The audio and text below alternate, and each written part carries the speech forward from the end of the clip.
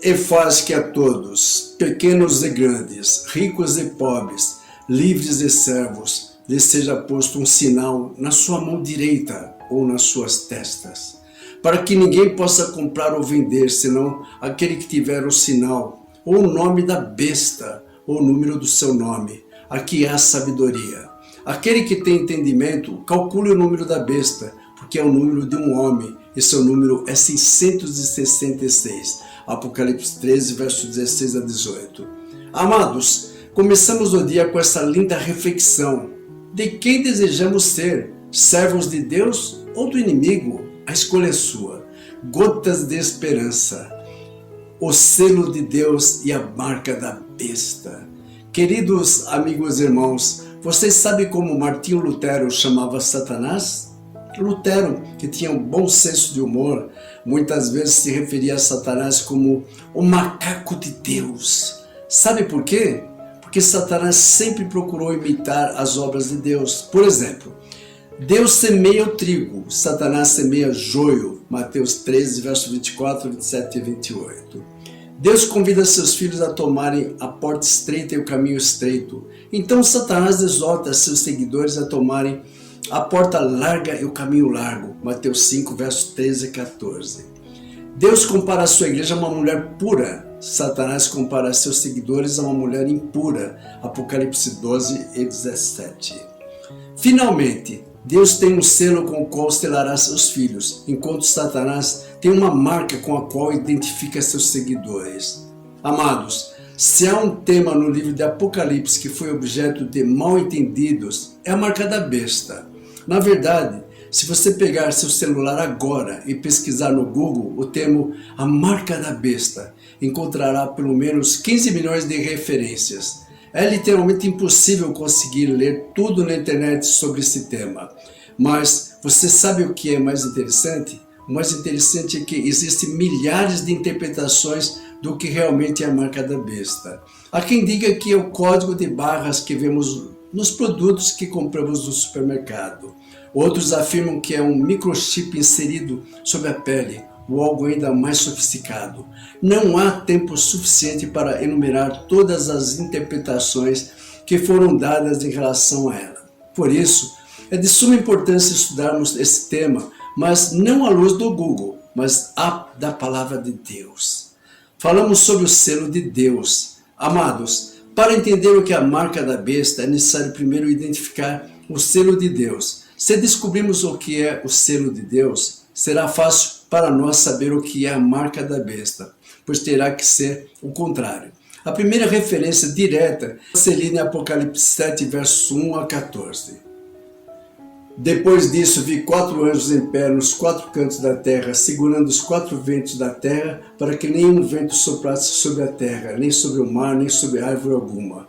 Vi outro anjo que subia do nascente do sol, tendo o selo do Deus vivo. Ele gritou com voz bem forte aos 4 anjos, aqueles que tinham recebido o poder para causar dano à terra e ao mar, dizendo: não danifiquem nem a terra, nem o mar, nem as árvores, até marcarmos com um selo a testa dos servos do nosso Deus. Então ouvi o número dos que foram marcados com selo.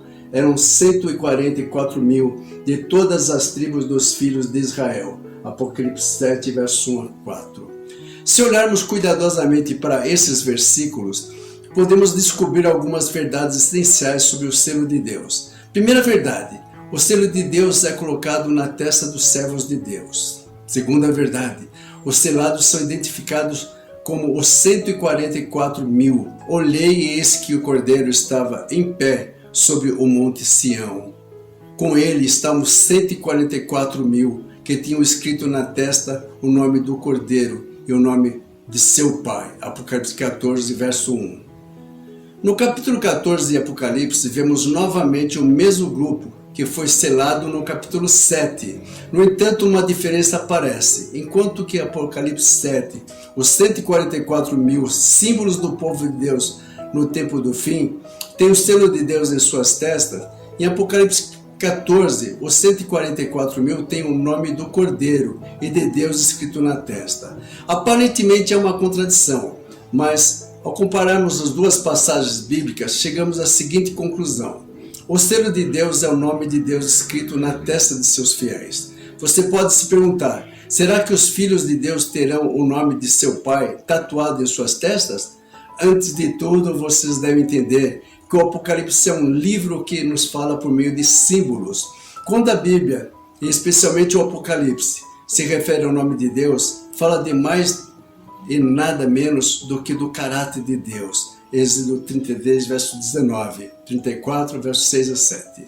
Portanto, podemos concluir que o selo de Deus é o caráter de Jesus, Cristo, reproduzido na vida de seus fiéis seguidores. O selo de Deus é o reflexo dos princípios divinos na sua vida e na minha vida. Mas onde encontramos os princípios de Deus revelados para nossas vidas? Já falamos que os 10 mandamentos são os princípios eternos de Deus. Da mesma forma, é muito importante notar que quando o Antigo Testamento fala do selo, o está relacionando a um mandamento específico. Se você ler o livro de Ezequiel, perceberá qual dos 10 mandamentos está diretamente relacionado ao selo de Deus. Também lhes dei os meus sábados para servirem de sinal entre mim e eles, para que soubesse que eu sou o Senhor que os santifica. Ezequiel 20, verso 12. Santifiquem os meus sábados, pois servirão de sinal entre mim e vocês, para que saibam que eu sou o Senhor, seu Deus. Ezequiel 20, verso 20. Entenderam? O sábado, o quarto mandamento da lei de Deus, é identificado como um selo. Por que razão? Porque geralmente um selo serve para identificar alguém ou alguma coisa. Este contém o nome, atributos, autoridade e caráter do proprietário do selo. Por exemplo, toda vez que você vê o presidente na televisão se dirigindo ao povo, se você olhar de perto, notará que na frente ou atrás dele está o selo presidencial, o selo do presidente do país. O selo identifica quem está governando a nação. Ao ler o quarto mandamento, que nos fala sobre a observância do sábado, notamos que ele identifica Deus como o governante absoluto de sua criação. Lembre-se do dia de sábado para o santificar. 6 dias você trabalhará e fará toda a sua obra, mas o 7º dia é o sábado dedicado ao Senhor, seu Deus. Não faça nenhum trabalho nesse dia, nem você, nem o seu filho, nem a sua filha, nem o seu servo, nem a sua serva, nem o teu animal, nem o estrangeiro das suas portas para dentro. Porque em 6 dias o Senhor fez os céus e a terra, o mar e tudo o que neles há, e ao 7º dia descansou. Por isso o Senhor abençoou o dia de sábado e o santificou. Êxodo 20, verso 8 a 11. O sábado nos apresenta Deus como o Criador que governa o céu, a terra, o mar e todas as coisas neles. O sábado é o selo que distingue os fiéis de Deus que reconhecem sua soberania. Em conclusão, podemos dizer que o selo de Deus é o caráter de Deus reproduzido naqueles que o reconhecem como soberano do universo. Ao guardar o sábado, reconhecemos a Deus como nosso Criador e sustentador. Queridos amigos e irmãos, o selo de Deus é o caráter de Deus manifesto em obediência aos seus mandamentos. Então, qual é a marca da besta? Para elucidar, lemos Apocalipse 13, verso 16 a 18. A todos os pequenos e os grandes, os ricos e os pobres, os livres e os escravos, faz com que lhes seja dada certa marca na mão direita ou na testa, para que ninguém possa comprar ou vender, senão aquele que tem a marca, o nome da besta ou o número do seu nome. Aqui está a sabedoria.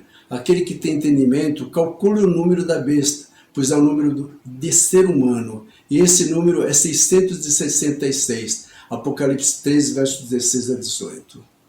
Para entender em que consiste a marca da besta, é necessário fazer uma pausa para analisar o versículo 17.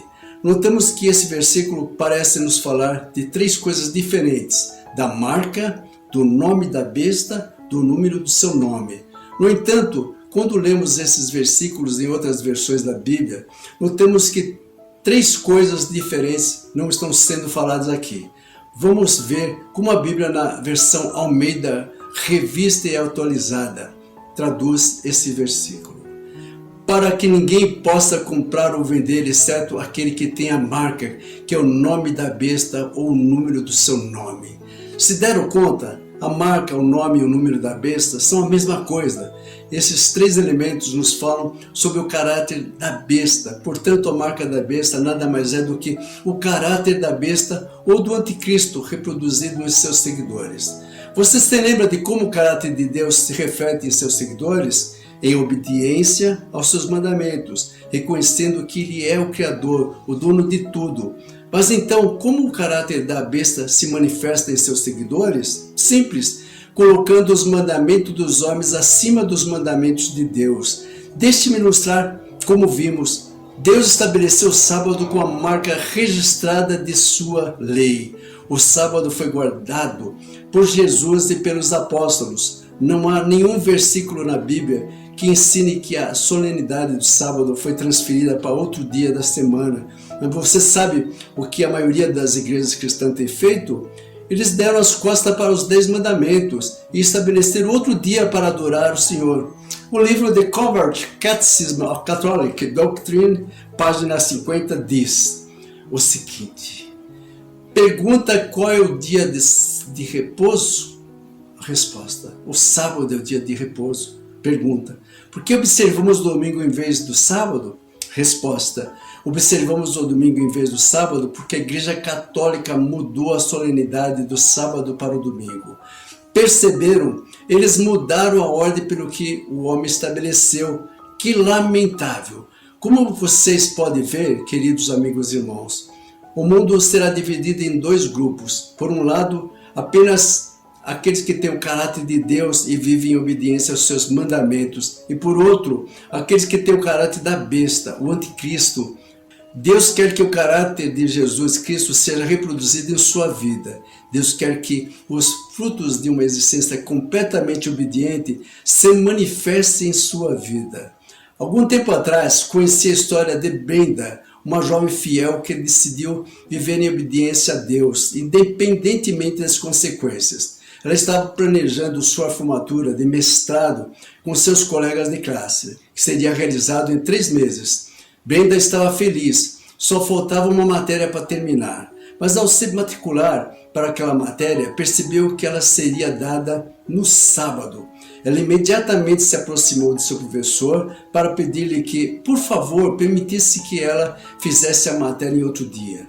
Ela deu as explicações necessárias, mas o professor negou-lhe permissão. Brenda não pôde assistir às aulas e, como resultado, teve que esperar 1 ano para se formar. No dia da formatura, enquanto seus colegas desfilavam para obter seus diplomas, Brenda estava em uma igreja pregando. Deus seja louvado! Mas sabe, quando Brenda contou seu testemunho, ela disse: naquele dia, muitos acharam que eu ia ficar triste, mas foi o contrário. Senti-me feliz por ser fiel ao meu Deus. Perdi o dia da minha formatura, mas recebi a alegria de viver em obediência. Brenda é um exemplo do que significa reconhecer a Deus como dono e soberano de tudo. É um exemplo do que significa receber o caráter de Jesus Cristo e viver em obediência. Hoje quero convidá-los a assumir o compromisso de ser fiel a Deus. Peça a Deus para reproduzir em vocês o caráter de Cristo e ajudá-los a viver uma vida de completa obediência. Deus seja louvado. Oremos. Nosso Deus, nosso Pai, Senhor, toca o coração daqueles que estão na contramão de sua palavra por conveniência, ignorância ou imposição alheia. Tal como Brenda, que possamos resistir às investidas do inimigo de almas nessa contrafação maligna, donde obstáculos surgem sempre aos guardadores do sábado. Pai, queremos ser fiéis ao santo sábado. Em nome de Jesus oramos. Amém. O santo sábado é o dia do Senhor. Deus seja louvado.